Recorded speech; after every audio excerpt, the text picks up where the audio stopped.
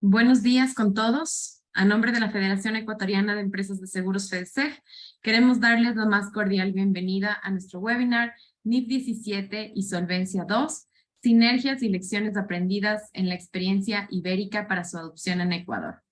Agradecemos su importante presencia. Mi nombre es Carla Polo y seré su moderadora en este evento.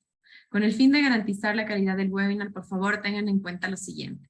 Para una transmisión sin interrupciones, sus cámaras y sus micrófonos han sido desactivados. Para realizar preguntas a los panelistas, por favor, utilicen la opción preguntas y respuestas. Para hacer comentarios, pueden utilizar el chat. Les recordamos que este evento y todos nuestros webinars son grabados y los pueden encontrar en nuestro canal de YouTube, fedeseg.es. Les invitamos también a visitar nuestras redes sociales y la página web www.fedeseg.org para mayor información de nuestros eventos y actividades. Al final de la exposición tendremos 10 minutos para responder sus inquietudes. Antes de iniciar este evento, quisiera agradecer la valiosa colaboración de la empresa Adactis, quienes nos han prestado todo su contingente para la realización de este programa. Nos complace esta mañana presentarles por una parte a Carolina Ramírez. Ella es una actuaria con experiencia en consultoría financiera y actuarial para compañías de seguros, sector financiero y sector real. Se unió al equipo de Adactis en marzo del 2020 y ha estado a cargo de la dirección de proyectos, en particular de la implementación de NIF, contratos de seguros NIF 4 y NIF 17 en América Latina. Recientemente, Carolina ha estado a cargo de proyectos en torno a IFRS 17, como análisis de brechas, de estudios de impacto cuantitativo para el mercado chileno e implementación end-to-end. También contamos con la grata presencia de Dayana Weinman, actuaria con 11 años de experiencia en el mercado asegurador. Se unió al equipo de Adactis en el 2020. Su objetivo principal es desenvolverse como Project Manager. Tiene conocimientos en diversas plataformas de modelado y modelización de productos de vida. En la actualidad es responsable de la gestión del equipo y de los proyectos de Adactis Ibérica. Dayana ha estado a cargo de proyectos de implementación IFRS 17 en España, ha brindado soporte de implementación IFRS 17 y Solvencia 2 en Portugal y Latinoamérica, ha gestionado proyectos de automatización e implementación de Solvencia 2. Y bueno, en general para FEDESEG es un honor contar con ambas en esta ponencia, en este día. Ambas son expertas en esta materia y bueno, nosotros estamos muy agradecidos de tenerles hoy con nosotras. Así que bienvenidas Dayana y Caro, muchas gracias por su tiempo y por dedicarnos todo su conocimiento hoy. Muchas gracias, Carla, por la presentación y muchas gracias a FEDESEG por habernos permitido usar su plataforma para venir a presentarles este tema que está como tan en boga, que es esto de IFRS 17 y Solvencia 2. Adelante. Listo. Entonces, para comentarles, hemos diseñado una agenda en donde vamos a partir contándoles quién es Adactis, porque estamos haciendo esto hoy precisamente. ¿Cómo ha sido la evolución de Solvencia y IFRS 17 en la parte ibérica, en donde, digamos, Dayana tiene todo este conocimiento y va a ser la que nos cuente esta experiencia? Sin embargo, ustedes van a estarme oyendo contando un poco también cómo ha sido nuestra experiencia a nivel de Latinoamérica, en los países que ya han estado comenzando con esta implementación. Sin embargo, pues Ibérica nos lleva un avance porque 2024 ya es la fecha. Vamos a contar cómo es que se puede realizar ese apalancamiento entre IFRS 17 y Solvencia 2 y cuáles podrían ser las expectativas que vamos a encontrar para el mercado ecuatoriano, esto basado en la experiencia que tenemos, como les digo, en la región. Entonces, pues, sin más preámbulos, vamos a contarles, pues, quiénes somos nosotros, quién es Adactis. Comenzamos comentándoles que nosotros tenemos una empresa que es una empresa con espíritu de startup. Si bien estamos consolidados ya en el mercado y venimos trabajando desde hace 27 años, continuamos con esta visión fresca de adaptarnos siempre a lo que busca el cliente. No llegamos a imponer nuestra visión, sino más bien escuchar cuáles son sus necesidades y realmente ofrecer una solución a la medida. Tenemos pues un conocimiento del negocio asegurador que nos permite justamente traer este valor agregado con esta visión de poder ayudar a la medida. Esto siempre está soportado por un refuerzo de investigación y desarrollo que se complementa con todos los esfuerzos que hacemos a nivel de consultoría en las diferentes filiales que tenemos, que como ven en el mapa, estamos alrededor del mundo.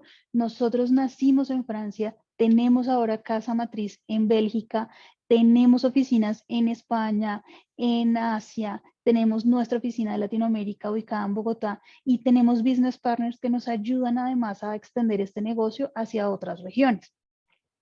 A nivel de clientes, comentarles que nuestro gran foco, si se dan cuenta, el 89% son compañías de seguros. Sin embargo, pues ya también tenemos como clientes reaseguradoras, algunos fondos de pensiones, incluso algunos reguladores utilizan nuestras herramientas para hacer revisiones a sus diferentes revisados, digamos. Y además hay algunas empresas de consultoría que incluso ya están utilizando el software e incluso somos partners con algunos de ellos para hacer implementaciones de esta nueva ola que, como les comentaba, IFRS 17, que nos lleva a todos a entrar en un nivel un poco más automatizado de este asunto. Si quieres, adelante, Dai.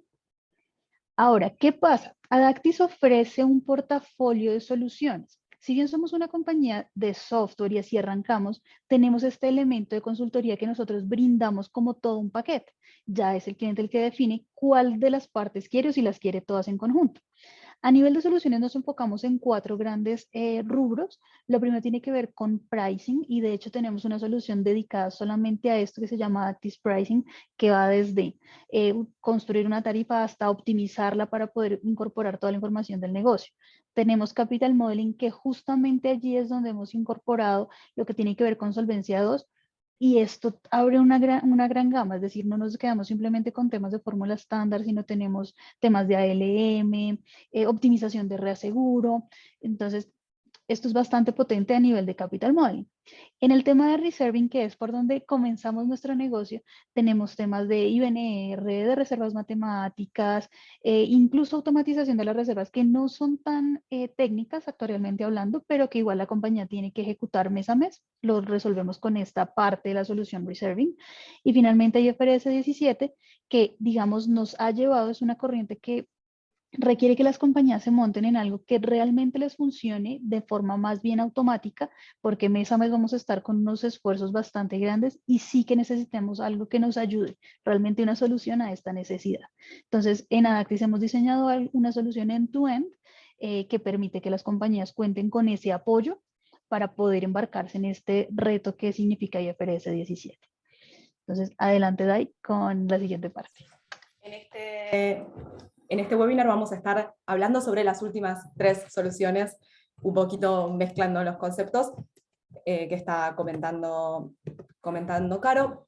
Y vamos a empezar por un recorrido de la historia de Solvencia 2 y IFRS 17 para ponernos un poco en tema, cuáles fueron sus impactos de ambas en lo que fue el mercado, siempre hablando desde nuestra experiencia, desde lo que nosotros vimos. Entonces, Solvencia 2 es una normativa que empezó en 2005 hasta 2010 haciendo KISS, que son análisis de impactos cuantitativos que se hicieron para poder entender el impacto que iba a tener esta normativa. En 2014 entró en su fase de preparación para en 2016 entrar en vigor y hasta el día de la fecha sigue estando en vigor en todas las compañías europeas por lo menos, para que reporten trimestralmente y en forma anual esta normativa.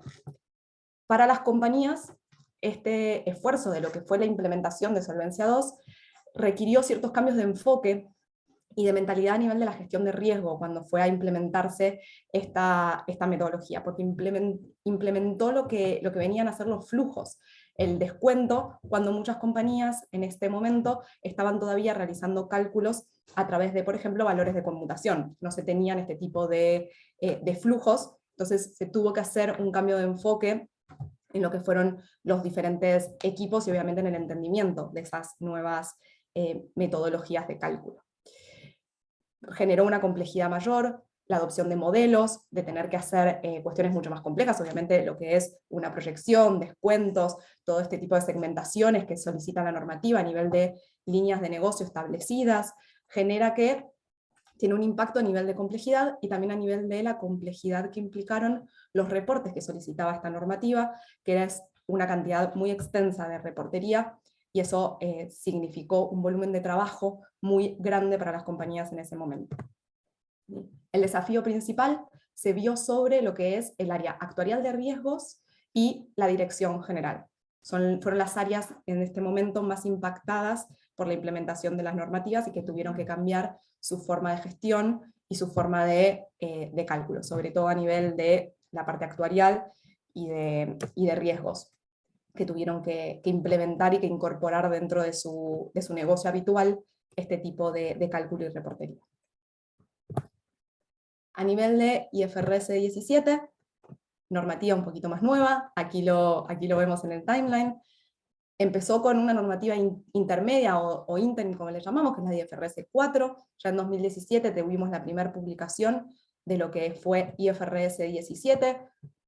Tuvo muchas publicaciones o adendas a esta publicación. Entre ese momento y hasta hace poco han seguido saliendo adendas.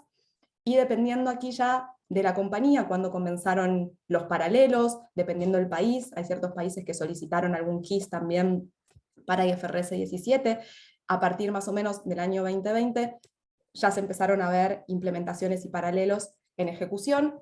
En 2022, el año que estamos transitando, se están haciendo los segundos paralelos, o dentro de Europa los últimos, dado que al 1 del 1 del 2023, aquí ya entra en vigor la normativa.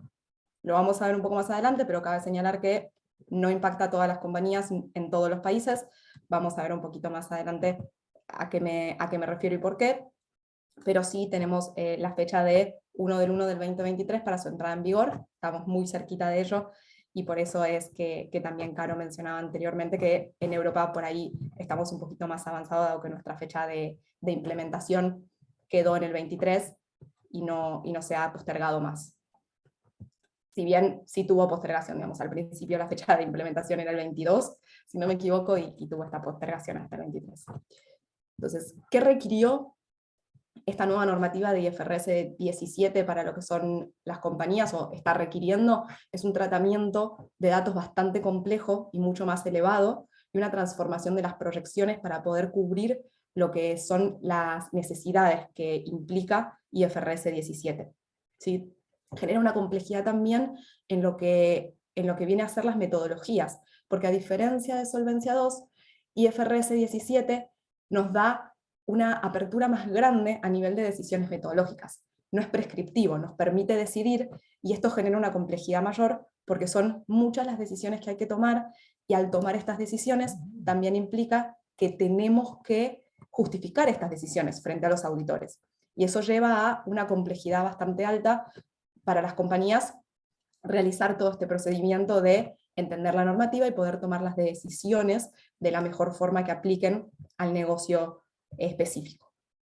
Implica una integración muy fuerte entre todas las áreas de la compañía, ya que aquí no se ven involucradas solamente, como veíamos en Solvencia II, las áreas actuarial y de riesgos, sino que aquí vemos involucrado muchas más áreas de la compañía, desde sistemas muy fuertemente, por todo lo que es la información requerida, el área técnica actuarial, el área de reaseguros, las áreas de finanzas, las áreas de contabilidad.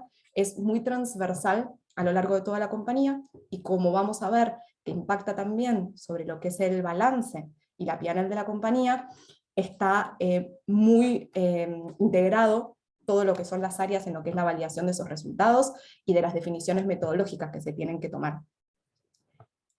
Y dado la reportería que hay que realizar y los momentos que son más cortos que los que define Solvencia II, hay un impacto significativo en lo que es los tiempos de ejecución y lo que es el almacenamiento y la cantidad de espacio que se necesita. También conlleva un espacio significativo porque por la granularidad que la norma solicita, se genera mucho volumen de información.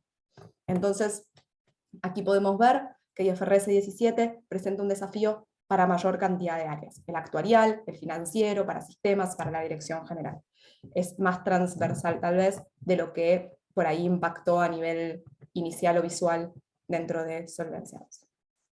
Justamente acá hay un tema, estamos presentando la línea de tiempo de Solvencia II y de IFRS 17, si se dan cuenta, para el campo más europeo o más estándar.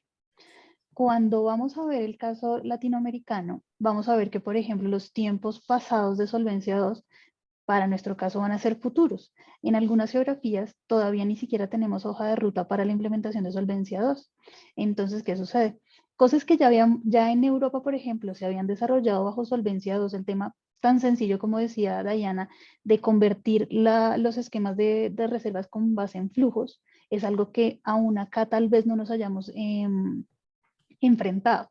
Hay algunos reguladores que ya han dado pasos para que las reservas se hagan necesariamente con flujos y ya hayamos tenido que hacer ese cambio, pero no en un contexto de Solvencia II aún, sino en un contexto de IFRS 4 haciendo reservas sencillamente. Ahora bien, en este tema de IFRS 17 que tenemos este mapa que nos está mostrando Diana, el próximo año ya tenemos que tener cifras en el estándar.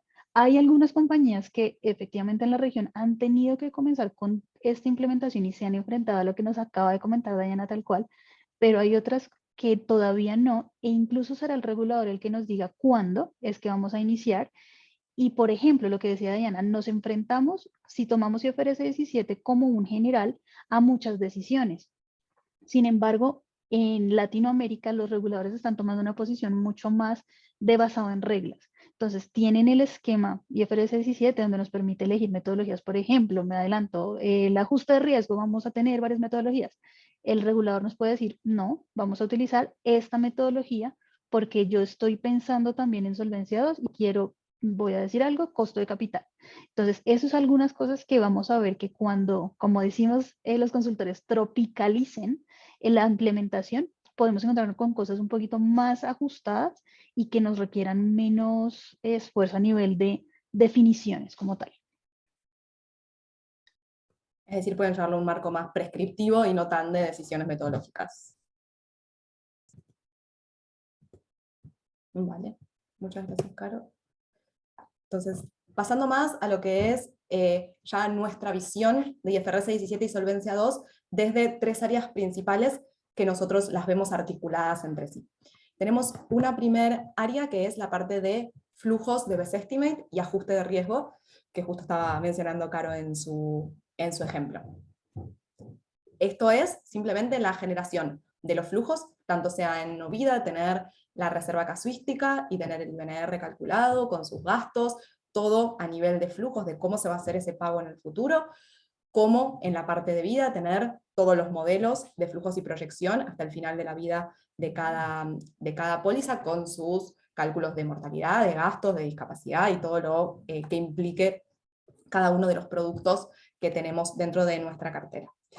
Y a su vez, ese cálculo también del ajuste de riesgo, que para nosotros es parte de ese primer perímetro que le llamamos, o ese primer área, porque está muy ligado a todo lo que son los flujos, que es el ajuste de riesgo, que lo vamos a calcular también, tanto para vida como para no vida, y como mencionaba Caro, en IFRS 17 nos deja en la normativa general, nos está permitiendo elegir una metodología abierta.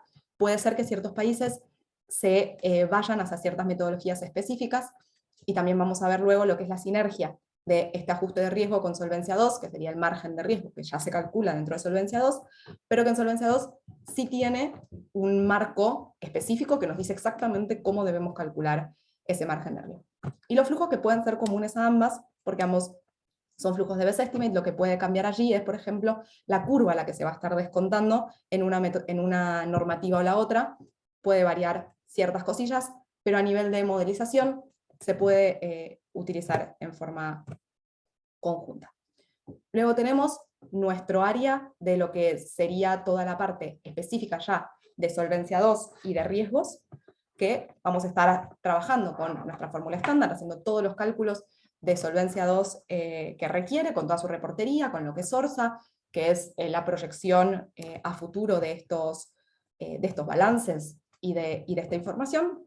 Y el tercer área, que va a ser la parte ya de motor IFRS 17, con todo el cálculo pertinente de cada uno de los modelos de medición, de su análisis de cambio, todo el análisis a nivel de granularidad requerido, y la salida contable, este disclosure que llamamos, que son los reportes, y el libro auxiliar, el subledger, o la salida contable, que vamos a necesitar incorporar para IFRS 17, está en un perímetro específico dentro de lo que nosotros trabajamos.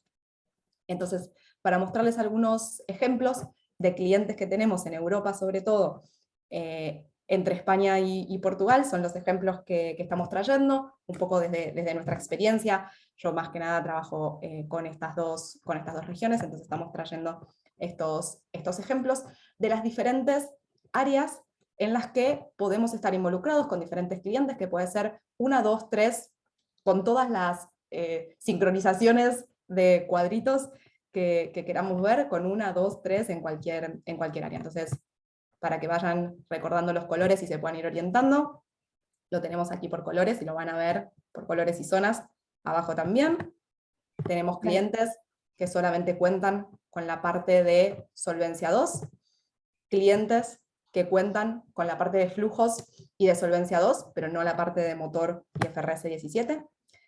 Ciertos clientes que solamente tienen con nosotros la parte de flujos, clientes que tienen con nosotros la parte de flujos y la parte de motor y FRS 17. Tenemos clientes que tienen todo con nosotros, los 3 perímetros en un mismo conjunto. Y aquí falta uno, que era porque cuando hicimos la presentación no lo teníamos, estamos empezando recién un nuevo proyecto, en el que vamos a tener la partecita de aquí debajo, solamente de motor, en la cual los flujos vienen desde otra herramienta, y nosotros nos conectamos con esa herramienta para poder obtener la información. Para que... sí. Incluso hay comentar que hay algunos de nuestros clientes que nos dicen, ¿sabes qué? Necesito cifras ya. Hay algunos clientes que tienen que en 2023 ya salir con esto y se tomaron algún tiempo en llegar a una decisión final. Entonces decimos, vamos por partes. Necesitamos cifras.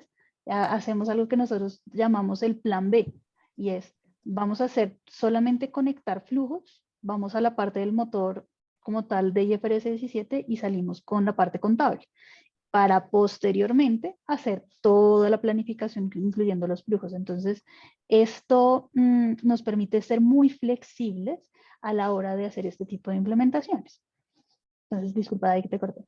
No, perfecto. Iba a decir justo eso, que desde nuestra experiencia es muy importante para nuestros clientes poder tener esa flexibilidad y esa integración de poder traer las cosas de un lugar u otro, o de, por ejemplo, estando en urgencia, si ahora necesitamos empezar a tener alguna cifra para presentar al regulador de IFRS 17, montar primero, aunque sea contraintuitivo, montar primero la parte de motor y FRS 17 con cierta información que ellos ya cuentan de los flujos, y luego hacer todo lo que es la automatización de los flujos. Entonces, tenemos clientes que van en distintos órdenes y que hacen todo o una parte con nosotros. La idea es esto, que pueda ser esa flexibilidad. Desde nuestra experiencia es muy importante y es algo muy requerido por los clientes para poder luego llegar a sus expectativas y a tener los resultados que necesitan en el momento, como bien decía Caro, cuando por ahí se empieza más tarde, o cierta información de granularidad en ciertos flujos no se cuenta, poder tomar algún proxy. Entonces, con ese tipo de cuestiones, pues nos enfocamos en diferentes perímetros, como vemos aquí, con diferentes clientes, para poder mantener esa necesidad con la que se cuenta. Aquí era simplemente para que vean algunos ejemplos y que vean cómo cada compañía también es muy diferente a otra, y cómo puede ser que integren las diferentes partes en formas completamente diferentes, para que se puedan llevar también una idea de que no todos son iguales, no todos hacen las cosas de la misma manera, y que es importante que podamos también elegir cómo necesitamos, según cada compañía, realizar nuestra labor. Entonces, ya entrando dentro del ámbito de Solvencia 2 e IFRS 17 en lo que es Ibérica, y vamos a hablar un poco de esta comparativa. Un poquito se los veníamos adelantando con lo que vimos anteriormente, pero esta comparativa más en detalle de lo que es Solvencia 2 versus IFRS 17 en 8 aspectos principales, que son los que nos parecieron para esta presentación los más importantes o los más fuertes para que podamos visualizar en conjunto. Entonces, el ámbito de aplicación, aquí es lo que justo les comentaba al principio. Solvencia 2 fue masivo para todas las compañías de Europa, y aquí de vuelta siempre estamos hablando del ámbito europeo. Caro nos va a poder dar un enfoque desde lo que es el ámbito más de Latinoamérica, que sabemos que es diferente, pero desde el ámbito de Europa, lo que fue Solvencia II fue masivo a todas las compañías, pero en el ámbito de IFRS 17 varía según el país que miremos. Por ejemplo, en Portugal, todas las compañías deben presentar los resultados de IFRS 17, pequeñas, grandes, mutuas, todas, porque es la contabilidad local. Pero en España solamente lo tienen que presentar las compañías grandes que están cotizadas. Las compañías pequeñas todavía no tienen que presentarlos, porque esto España no ha adoptado como regulación IFRS 17. Se espera que se adopte en los próximos años, pero todavía no lo ha adoptado. Y por tanto no todas las compañías hoy en día en España están implementando IFRS 17. Y sí en otros mercados. Esa es una diferencia muy importante que vemos entre una normativa y la otra. Por Al otro igual lado, que en el sí. caso de España y Portugal, lo mismo sucede en el área de Latinoamérica. Cuando tenemos compañías que tienen que consolidar, por ejemplo, aseguradoras que están atadas a banco y entonces necesito consolidar, ya tengo que meterme en IFRS 17, o que tengo casa matriz, entonces necesito consolidar con esa casa matriz que está en Europa y que ya tiene que hacer IFRS 17, también entonces tuvimos esa necesidad desde el lado de la región latina para hacer estas implementaciones. Sucede exactamente igual. Desde el área de las especificaciones, lo veníamos contando, Solvencia II son especificaciones técnicas, los cálculos están definidos en la normativa, no nos da muchos márgenes de acción, aunque sí nos permite, dentro de la normativa, tomar algunas decisiones. Hay algunas cosas que sí nos da un margen de decisiones, pero en la gran mayoría está muy determinado cómo se hace cada cosa y cuál es la fórmula a seguir en cada uno de los cálculos que nos está requiriendo. Pero IFRS 17 está basado en principios, y por tanto nos deja abierta el margen de toma de decisiones. Justo, por ejemplo, lo que nos comentaba Caro, de el ajuste de riesgo. IFRS 17 nos dice, tú calcúlalo como mejor te parezca, luego repórtame qué hiciste, cómo lo hiciste y por qué, y cuál es el nivel de confianza de ese ajuste de riesgo. Pero no nos da una metodología que tengamos que seguir con unos parámetros que tengamos que seguir, así como nos permite tomar ciertas decisiones en función de si nuestros productos son de corto plazo, si vamos a hacer descuentos o no, según ciertas características, nos da muchas libertades, vamos a llamarlo así, dentro de lo que sí es la normativa, dentro de lo que permite la normativa, nos da muchas libertades, y por tanto genera esta necesidad de entendimiento muy profundo de la normativa y de los impactos que genera cada una de esas decisiones en nuestra contabilidad. Y por ello es muy necesario este análisis que se hace siempre previo con las compañías para ver la naturaleza de la información y cuál de las metodologías que nos está permitiendo la normativa es la mejor para cada compañía, según su contabilidad, según sus flujos, según su información contable y según la disponibilidad de la información, que también es un punto muy importante que vamos a estar revisando en esta presentación. Con respecto a la madurez de la normativa, como veíamos, en Europa, Solvencia II es una normativa que está muy madura a esta altura del año, digamos, en el 2022, porque se empezó a implementar y ya se está reportando desde el 2016, mientras que IFRS 17 es completamente nueva y se está por empezar a hacer los primeros reportes a partir del año próximo. Entonces ahí tenemos esa diferencia, digamos, ya el mercado aquí está mucho más cómodo con lo que es Solvencia II, que es algo que va a ser muy distinto dentro de Latinoamérica, justo lo que nos comentaba Carolina, que o en ciertas ocasiones será al revés, o en ciertas ocasiones será en conjunto, supongo también, y allí tendrán una correlación bastante distinta de lo que fue dentro de lo que es el mercado europeo. Exactamente, Dai. De hecho, lo que vamos a poder ver seguramente es ejercicios paralelos que las compañías van a tener que tomarse con calma, pero un poco así como a la vez. Entonces va a generar bastante presión, y en algunos casos sí que los reguladores están tomando medidas y diciendo, bueno, ¿cuál es la prioridad acá? Y algunos están tomando la prioridad en IFRS 17, dejando que Solvencia tal vez después logre tomar algunas partes de lo que se desarrolla en IFRS 17 para incorporarlo en Solvencia, efectivamente. Tenemos un principio de proporcionalidad que En Solvencia 2 estaba definido, pero en realidad no se aplicó mucho, que esto es en relación al tamaño de la empresa, que se había hablado en Solvencia, o hay cierto margen para que, por ejemplo, empresas más pequeñas puedan generar menos cantidad de reportes de lo que tienen que generar empresas más grandes, aunque es cierto que no todas las empresas tienen que presentar toda la reportería, porque hay reportes que son solo vida, reportes que son solo no vida, y entonces dependiendo de la empresa, pero tuvo un bajo impacto esta definición de proporcionalidad. En IFRS sí vemos que existen simplificaciones a la normativa que nos permite realizar, como por ejemplo el modelo de Premium Allocation Approach, que es para ciertos tipos de negocios que son más sencillos poder implementar esta simplificación, y en esta propia simplificación, en ciertos casos, por ahí no hacer descuentos o no generar cierta información con cierta granularidad más detallada, sí nos permite, justamente por ese nivel de negocio, hacer ciertas simplificaciones, justo por el hecho de que nos permite tomar ciertas decisiones en ese sentido. A nivel de reportería, bueno, justo enlazado, estamos hablando de que Solvencia 2 tiene un volumen de reportería enorme. En un reporte anual puede tener más de 250 tablas que hay que reportar. Es muy grande ese volumen de reportes que tienen que generar el regulador.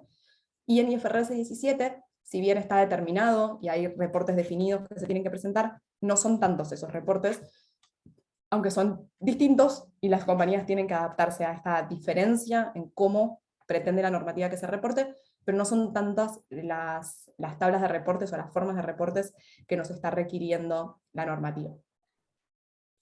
Que En el vamos a tema, entender que a nivel de cada país también esto puede llegar a cambiar. exactamente. De hecho, ahorita esa es la gran incógnita que tenemos en los mercados y es, ¿qué nos van a pedir reportar exactamente? Y claro, como la granularidad de la información que vamos a ir generando cuando comencemos la implementación puede impactar eso que al final me pidan entregar, porque si yo llego a hacer resúmenes después ya no puedo desresumir. Entonces ahí está el gran reto de cuando comenzamos a hacer implementaciones de, bueno, y al final, ¿qué me van a pedir? Entonces, pues hay que tener el ojo bien abierto allí. A nivel tecnología, vemos que en Solvencia 2 se hicieron muchos desarrollos que son in-house dentro de las compañías, se hicieron desarrollos en Excel, algunas macros, aunque muchas compañías sí tomaron tecnologías más avanzadas, pero muchas de las compañías, al ser cálculos tan explícitos dentro de la normativa, eligieron hacer soluciones in-house con modelos de Excel. Eran reportes trimestrales que tienen bastante tiempo en sí entre el cierre del trimestre y el reporte, y se ha decidido de esa manera. Con IFRS 17, por la complejidad de ciertos cálculos, la rapidez que requiere el reporte, la robustez que se necesita, se buscan aplicaciones mucho más robustas, automatizadas y más rápidas, y sobre todo foco en automatización, es lo que más estamos viendo a nivel de tecnología que se solicita entrado IFRS 17, tanto por el volumen de información que se tiene que manejar, por el volumen de la granularidad que tiene que manejar esa información, cómo tiene que fluir, y la complejidad que tienen esos cálculos y la vinculación entre un cálculo y otro, se hace mucho más complejo hacer un desarrollo in-house o un Excel, y se está yendo mucho más a aplicaciones que son más robustas para poder generar este cálculo. La integración, como bien comentábamos antes, en Solvencia 2 es más independiente, es un cálculo más independiente dentro de lo que es la compañía. Ahora en IFRS 17 tenemos un impacto muy elevado en lo que es la integración entre todos los sectores de la compañía, y es muy, muy, muy necesario que todos los sectores que se van a ver involucrados, que son prácticamente todos dentro de una compañía, estén en conjunto y en concordancia dentro de lo que es el proyecto para que tenga éxito. Y a nivel de gestión, que es cómo impactan estos resultados que estamos sacando de cada normativa dentro de lo que es la gestión propia de la empresa, en Solvencia 2 se esperaba que impacte y se esperaba que realmente se utilicen estos resultados para poder hacer gestión, pero no pasó tanto, no fue tan aplicado. Y IFRS 17 sí se espera que tenga una aplicación más natural, que dentro de los resultados que va a dar y por el nivel de reportería y hacia dónde van esos reportes, sí se gestione más en función de esos resultados. Por ejemplo, los productos que nos va a estar mostrando IFRS que son rentables o onerosos.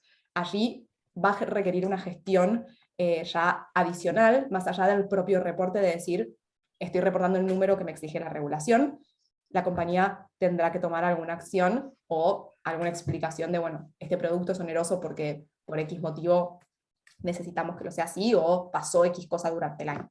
Entonces, por eso lo vemos más como una aplicación natural dentro de IFRS 17 a esa gestión.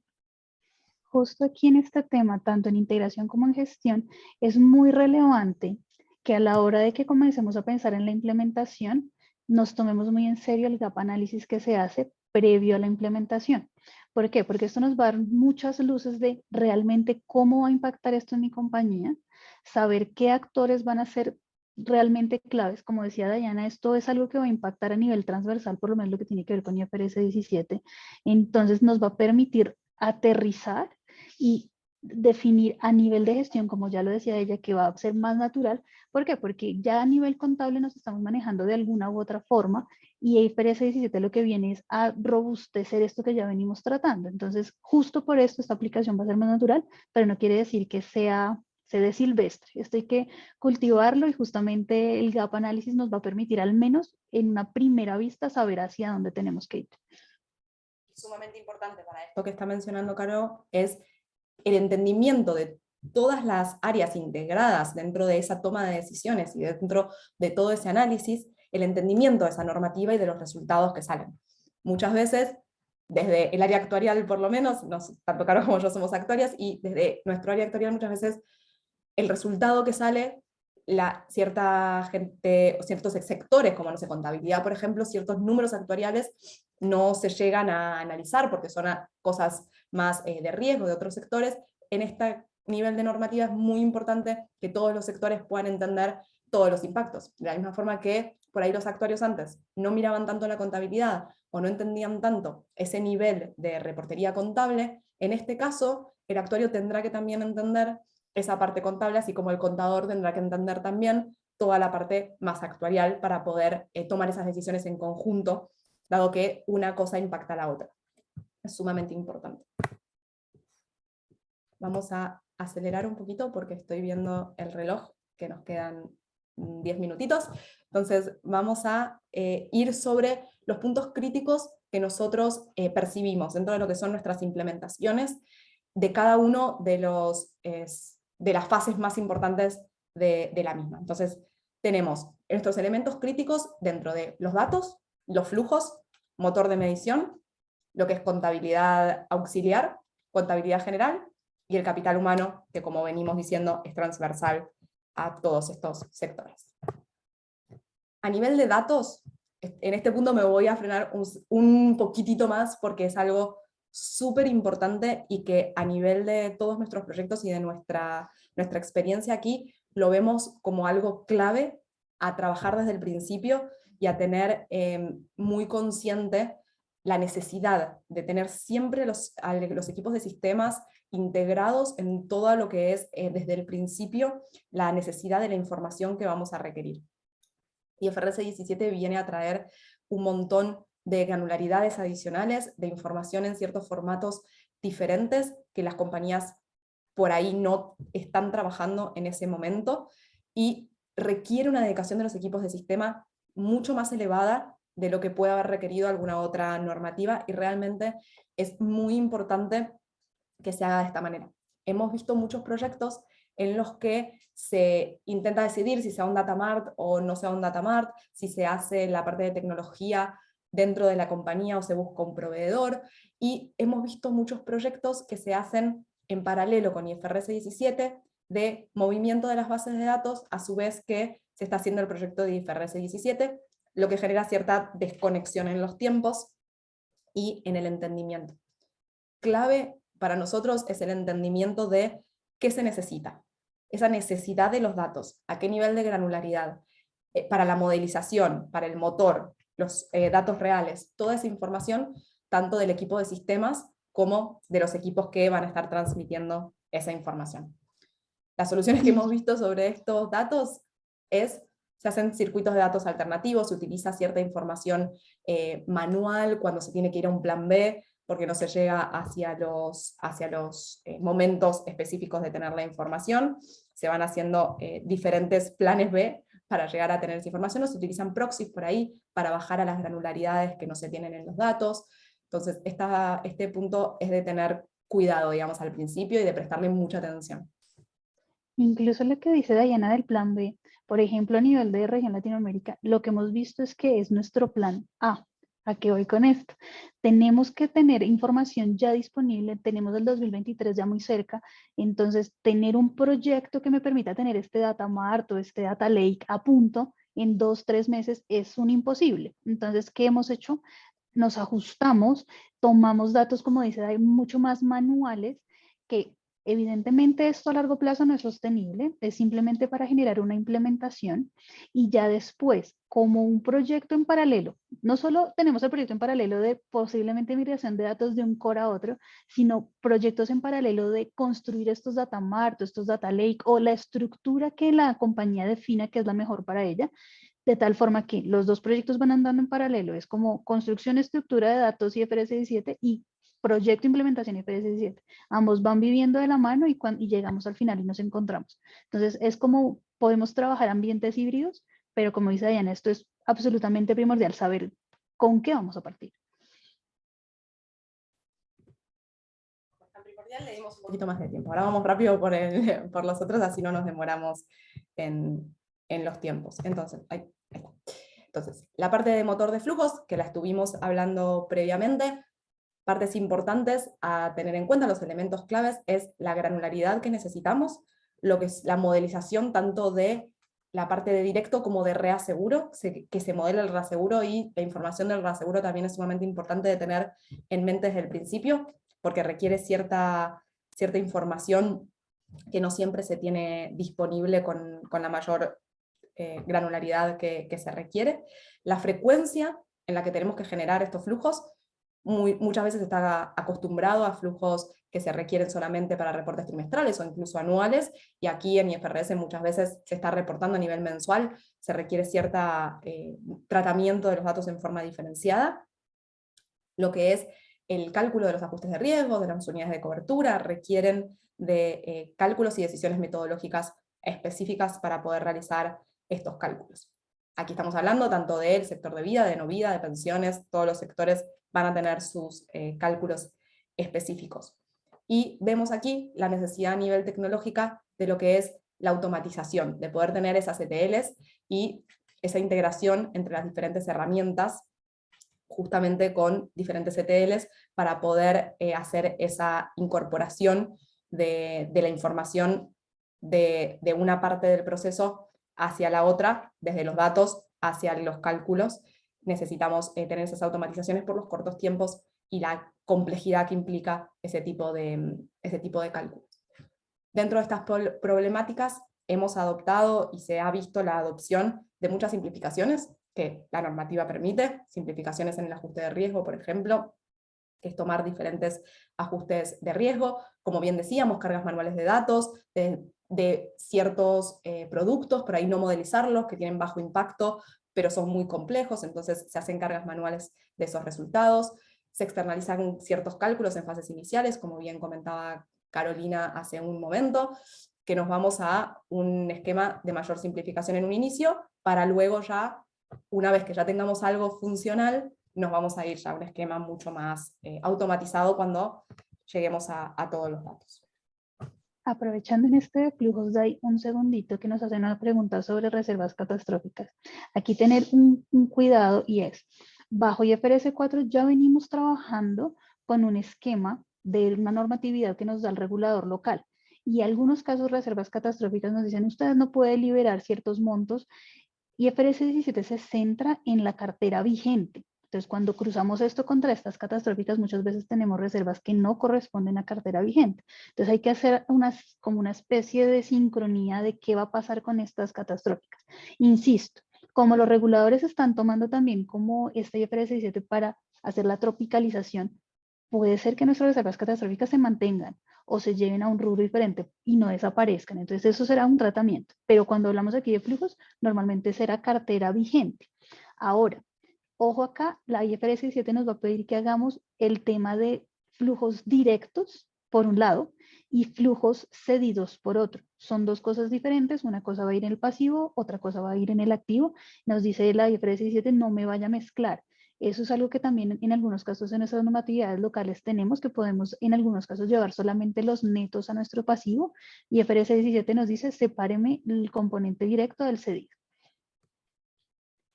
Eso es, la normativa nos dice, tu riesgo, el riesgo que tú estás asumiendo es el directo, es todo. Luego tú puedes tener algo reasegurado, pero tu riesgo lo estás tomando en completo. Luego veamos la parte que estás derivando. Entonces no nos permite, como bien decía Carolina, ir por el neto, que alguna otra normativa sí. Lo que es el motor de medición. Por motor de medición estamos hablando de los diferentes modelos que tenemos, el PAA, el modelo general, el BFA. Son estos tres modelos que la normativa nos permite dependiendo del tipo de producto que tengamos. Y aquí los elementos claves es, primero, el entendimiento de todos estos nuevos conceptos que surgen de la normativa, lo que es el servicio de margen contractual, CSM, el componente de pérdida, lo que son las diferentes tasas que utiliza de descuento, la tasa locked-in, la tasa actual, la tasa del pasado, la tasa por año de accidente. Son muchas curvas que tenemos que entender su funcionamiento y qué se está utilizando en cada lugar. El análisis de cambio que se requiere dentro de lo que son las divulgaciones, los reportes, y cómo interactúan esas diferentes componentes dentro de ese análisis de cambio, que es el esperado contra el esperado contra el efectivamente sucedido, tanto para los flujos del pasado como del presente, todas esas granularidades que nos está solicitando, hacerlo por grupo de contrato o unidad de cuenta, todos estos impactos que tienen sobre P&L y balance. Es mucha información que este motor nos va a estar solicitando, y aquí sí es clave el entendimiento de los diferentes componentes de la solución. Y es muy necesario a nivel tecnológico tener una herramienta robusta pero flexible. Esto es porque para poder generar todos los cálculos, que son muchos y interviene muchísima información en estos cálculos, si no se tiene una herramienta robusta, se convierte en algo muy complejo de manejar. Y tiene que ser flexible por el punto mismo que comentábamos de que la normativa en sí nos da bastante apertura de decisiones. Entonces tenemos que poder tener esa flexibilidad para poder tomar las decisiones que necesitamos en cada momento. Vemos que hay un número reducido, ¿sí?, de externalización del cálculo y de desarrollos in-house, justamente por estos puntos. No se está yendo mucho por esas decisiones, excepto compañías sumamente pequeñitas que tienen muy pocos valores, que son sumamente nuevas y que son solamente no vida con productos de un año, y entonces por ahí intentan al principio generar un cálculo muy pequeño, por eso es el número reducido y no el inexistente. Esas compañías, hemos visto alguna que por ahí puede ir por un cálculo in-house, pero solamente cuando es sumamente simplificada el cálculo que pueden realizar. A nivel de contabilidad auxiliar, que le llamamos el subledger, aquí tenemos una taxonomía, que es como el mapping que se hace entre los diferentes conceptos que estamos desarrollando dentro de lo que es el motor, y la parte contable y cómo tiene que salir en la contabilidad esta información, estas reglas de asientos y los cuadros de cuentas que necesitamos para poder generar esa integración entre todos los cálculos que realizamos anteriormente, que veníamos comentando, y lo que es el llevar eso hacia la contabilidad que tenemos que reportar luego.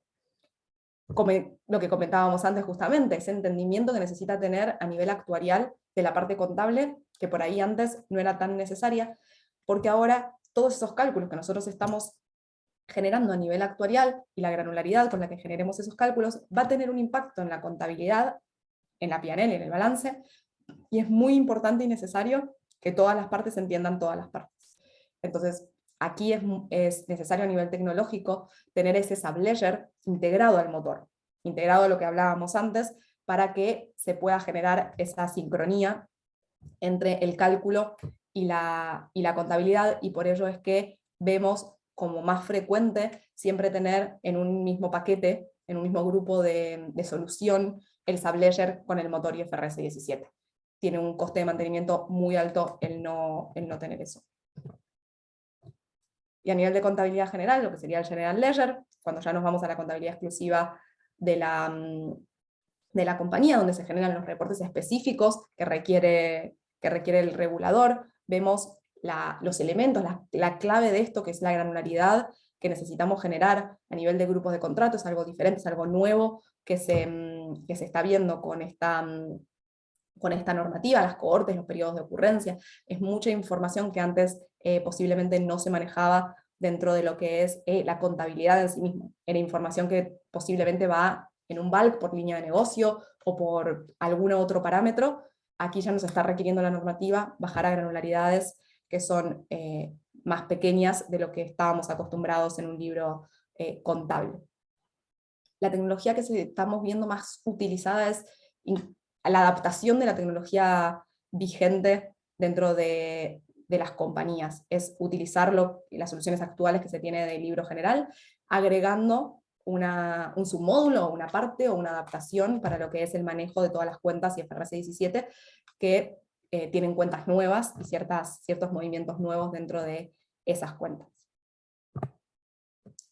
Y por último, sumamente importante y crítico, como lo venimos comentando en cada paso, es el capital humano. El requerimiento de la formación, del entendimiento y el conocimiento de la norma, de este gap análisis que mencionaba Caro, que es sumamente importante que estén todos los equipos involucrados y que se tome el tiempo de todos los equipos para poder tener esa coordinación entre las decisiones que se están tomando, que estén todos de acuerdo y que se pueda ver ese impacto en el resultado final con todas las partes involucradas en el entendimiento de toda la normativa.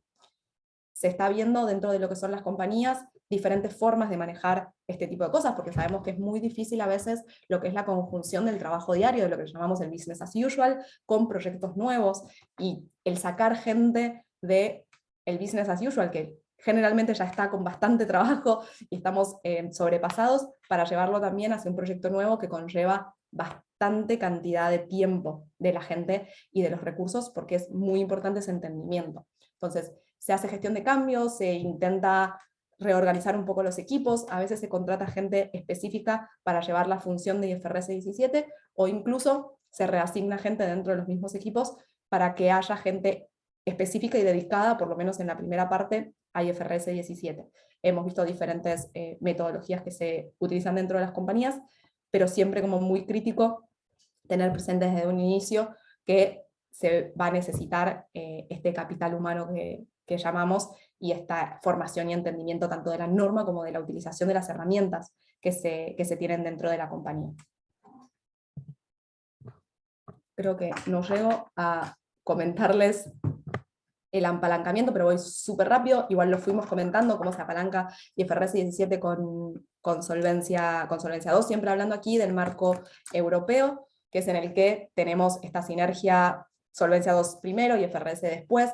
Muchas de las definiciones que se tomaron dentro de Solvencia 2 y de las definiciones que nos da la normativa se están utilizando dentro de IFRS 17, por ejemplo, las correlaciones para poder hacer la diversificación del ajuste de riesgo, cierta información de curvas, se está reutilizando lo que la normativa de Solvencia 2 nos propone, ciertas metodologías de cálculo, por ejemplo, utilizar el cost of capital para el cálculo del ajuste de riesgo, porque la metodología del risk margin de Solvencia 2 nos dice que tenemos que usar un coste de capital. Entonces, muchas de estas cosas se están reutilizando y se está haciendo mucha sinergia, así como, por supuesto, todo lo que son los modelos de proyecciones de flujos, como comentábamos al principio. Desde IFRS a Solvencia 2, por ejemplo, en Portugal, vemos que el regulador está pidiendo empezar a ver, o que va a querer empezar a ver dentro de lo que son las proyecciones ORSA, empezar a ver el balance de IFRS 17, empezar a poder ver esa integración. Así como también comentábamos, la parte de gestión, esto de poder incorporar IFRS 17 dentro de la gestión posiblemente tenga esa sinergia para que Solvencia 2 y sus resultados también sean incorporados. Voy a parar ahí porque sé que teníamos tiempo de preguntas y creo que lo sobrepasamos, disculpen. Entonces, no sé. Muchísimas gracias, Dayana y Caro, por la excelente exposición muy clara sobre el tema de IFRS 17. Sí, efectivamente estamos con el tiempo justo, pero creo que nos vamos a dar un tiempito para contestar un par de preguntas más que tenemos sobre el tema. Se las voy a leer muy rápidamente.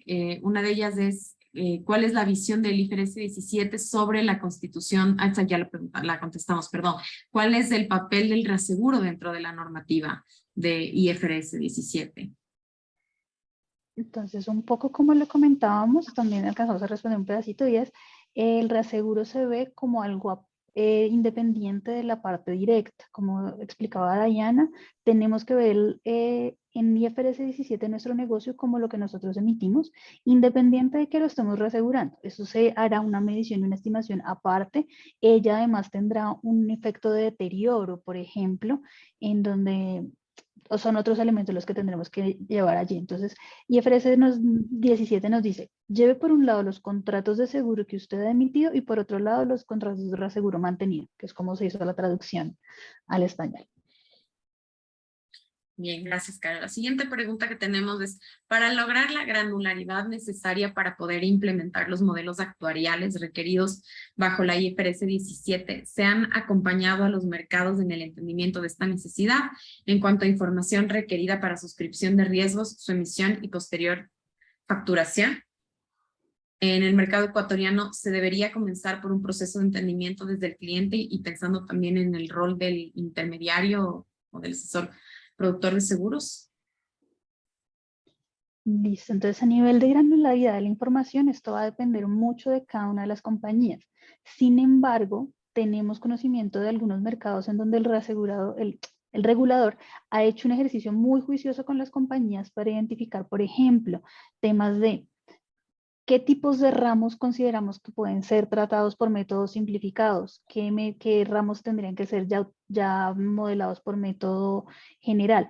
Esta definición del método de medición nos va a definir también esa granularidad de información que necesitamos. En uno u otro caso va a ser diferente, pero ya que el regulador nos dé esas pautas, nos ayuda bastante. Ya en el caso ecuatoriano, ¿qué sucede? Normalmente los países lo que han hecho es generar hojas de ruta para comenzar con la implementación o la adopción de IFRS 17 y lo mismo con Solvencia 2. Al estar haciendo investigación de campo en el caso de Ecuador, no hemos visto que se haya sacado aún la hoja de ruta para esta implementación. Entonces entiendo que todavía está en análisis, pero todavía no hay una posición en firme de cómo se va a seguir. Tal como lo plantean en la pregunta, sí que hay que hacer un ejercicio en conjunto con el mercado para poder definir los planes de acción o los pasos a seguir. Comenzando por un análisis detallado de, bueno, ¿y qué ramos estamos operando y cómo es que los queremos medir? Sobre todo por la información que al final queremos obtener de esta implementación. Si quieres, de ahí complementar. Completamente de acuerdo, Caro, con todo lo que dices. Es sumamente importante el análisis. Si el regulador ya nos da ciertas pautas, siempre nos va a ayudar mucho. Y sí, primero es necesario entender la normativa para poder llegar a este entendimiento de lo que es la granularidad que necesitamos. Incluso algo más. Diana hablaba de unos estudios de impacto cuantitativo. Normalmente esto surgió con Solvencia 2, pero también se ha heredado en IFRS 17. Y entonces justamente esos ejercicios de impacto cuantitativo también ayudan a definir este tipo de cosas. Pero es un esfuerzo que el regulador debe iniciar. Y en ciertos países también se hizo este análisis de impacto cuantitativo para excluir algunos productos de lo que era la normativa. En algunos países de Latinoamérica recuerdo, bueno, mi acento me delata, soy argentina, y recuerdo al principio de la normativa ciertos países estaban haciendo este análisis también para decir, bueno, estos productos para nosotros dentro de este país no nos es importante por X motivo tenerlo, entonces sí que nos da mucha información ese análisis. Bien, y bueno, para ir cerrando, que estamos poco fuera del tiempo, la última pregunta es, dado que la información es distinta tanto de cada compañía en la forma en la que la reportan, tanto organismo de control como la información que se va a entregar al público, ¿cómo se garantiza que esta información sea comparativa para la competencia y que a su mismo tiempo sea rentable, o sea, que se pueda hacer comparativa y rentable? ¿Cómo ha sido la experiencia en otros países donde esto ya se está dando para que la información que se entrega sea comparable? A nivel de Solvencia 2 está muy estructurado cómo se entrega esa información, no está abierto a la decisión, sino que hay tablas específicas que se requieren en un formato específico que el regulador pide, y eso lo hace como decíamos, como es tan prescriptiva la norma, hace que los resultados puedan llegar a ser comparables. A nivel IFRS 17 hay muchas cosas que vemos que, como decíamos, como es tan a decisión de cada uno de las compañías según sus datos, hay ciertas cosas que pueden llegar a no ser tan comparativas, pero sí vemos que la regulación nos pide cierta exposición de datos para poder comparar esto. Por ejemplo, en el ajuste de riesgo, que lo estamos usando mucho de ejemplo porque es una de las que nos da mayor amplitud en la decisión, si bien nos deja elegir cualquier metodología, nos pide que hagamos un disclaimer, que podamos informar cuál es esa metodología que utilizamos y cuál es el nivel de confianza al que estamos calculando esa metodología. Eso es en efecto para poder hacer esos cálculos comparables. Y todos los lineamientos que nos da de igual forma. A su vez, nos pide, por ejemplo, IFRS 17, ciertos reportes también en forma muy estructurada para que puedan ser comparables las informaciones y que tengan un análisis para lo que es el que lo está viendo, que pueda llevarse información importante, sobre todo este análisis de movimiento, que es en cierta forma nuevo, aunque existía en algunas normativas anteriores, pero este análisis de movimiento entre un periodo anterior y el nuevo periodo es una de las cosas que va a hacer mucho ruido, mucho entendimiento extra, va a agregar mucha información a lo que es este entendimiento de los números por todos los actores que lo puedan estar visualizando. Excelente, muchísimas gracias, Dayana, Caro. Bueno, estamos sobre el tiempo, tenemos que cerrar. Nos hemos quedado con un par de preguntas ahí que les vamos a mandar luego por correo para ver si les podemos dar contestación.